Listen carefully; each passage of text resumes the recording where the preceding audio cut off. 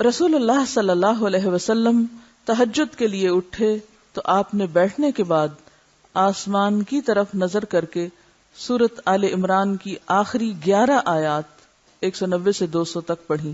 چلیے ان آیات کی تلاوت سنتے ہیں تاکہ آپ کے دل میں بھی اترے.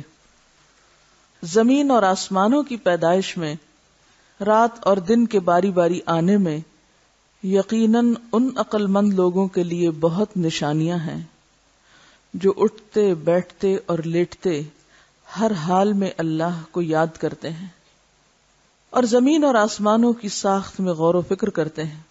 پھر بے اختیار پکار اٹھتے ہیں، اے ہمارے رب، یہ سب کچھ تو نے فضول اور بے مقصد نہیں بنایا، تو اس عیب سے پاک ہے.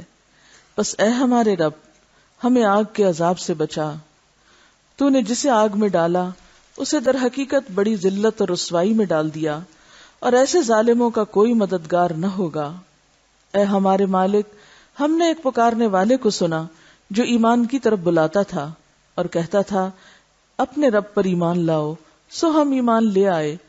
بس اے ہمارے خالق، ہمارے گناہ معاف فرما اور ہماری برائیاں ہم سے دور کر دے اور ہمارا خاتمہ نیک لوگوں کے ساتھ کر. اے ہمارے رازق، جو وعدے تو نے اپنے رسولوں کے ذریعے ہم سے کیے ہیں انہیں ہمارے ساتھ پورا فرما اور قیامت کے دن ہمیں رسوائی میں نہ ڈال، بے شک تو وعدہ خلافی کرنے والا نہیں ہے.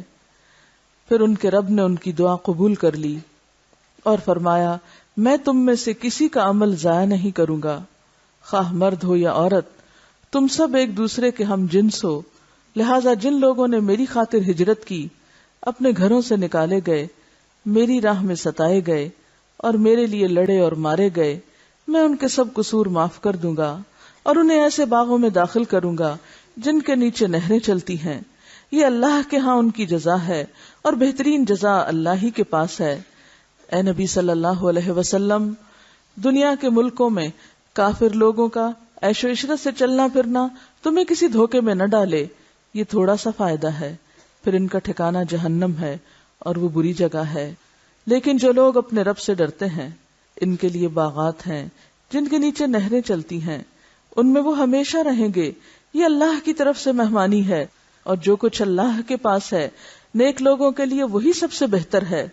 اور اہل کتاب میں سے بعض لوگ ایسے بھی ہیں جو اللہ پر ایمان رکھتے ہیں اور اس کتاب کو بھی مانتے ہیں جو تمہاری طرف اتاری گئی ہے اور اس کتاب کو بھی جو اس سے قبل خود ان کی طرف اتاری گئی تھی. وہ اللہ سے ڈرنے والے ہیں اور اللہ کی آیات کو تھوڑی سی قیمت پر بیچ نہیں دیتے.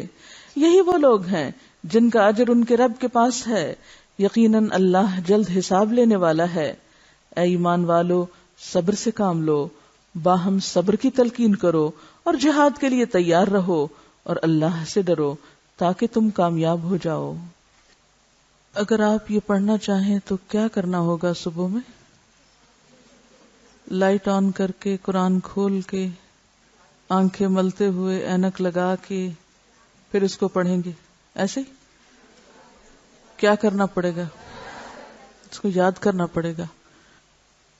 تو ان آیات کو یاد کر لیں، اور ان آیات کی بھی 7 رنگ کیسٹ موجود ہیں ریپیٹڈلی سن کے یاد کرنے کے لیے، کیونکہ مجھے معلوم ہے کہ ابھی تو آپ ایک سسٹم میں ہیں اور آپ کو یاد کرایا جا رہا ہے اور الحمدللہ بہت سے لوگ یاد کرتے چلے جا رہے ہیں.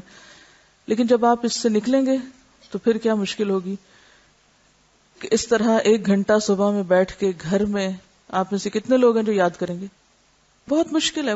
ممکن نہیں کہ آپ کو گھر والے 1 گھنٹہ ایک کمرے میں چھوڑ دیں کہ آپ بیٹھ کے یاد کریں چیزیں. یہ تو آپ یہاں چلے آتے ہیں تو آپ کو ایک سپورٹ مل جاتی ہے، مشکل ہوتا ہے. تو اس کے لیے کیا ہے کہ اگر آپ گھر میں کام کر رہے ہیں، کچن میں ہیں، کچھ کر رہے ہیں، ساتھ آن کر دیں، اپنا سنتے رہیں، ریپیٹ کرتے رہیں، ساتھ ساتھ دہراتے رہیں، تو انشاءاللہ اس طرح بھی چیزیں یاد ہو جائیں گی.